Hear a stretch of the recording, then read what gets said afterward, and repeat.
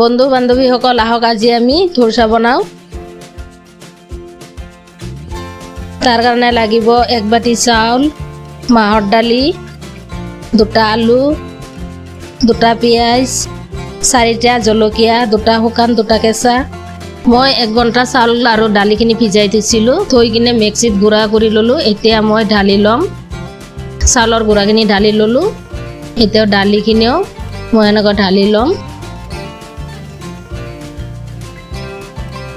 অলপমান নিমখ দি দিম, দি কিনে একেলগে ধুনীয়াকৈ মিলাই ল'ম।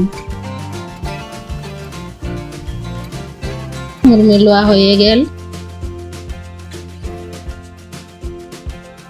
মই এতিয়া অলপ অলপকৈ কেৰাহীত এনেকৈ দি কিনে ধুনীয়াকৈ মিলাই দিম চাৰিওফালে।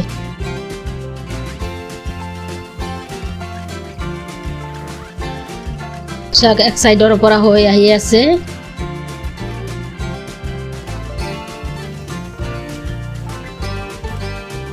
ধুনীয়াকৈ হৈ গ'ল।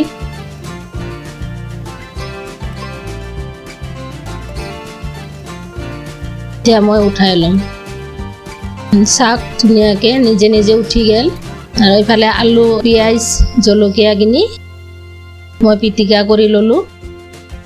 হৈ গ'ল।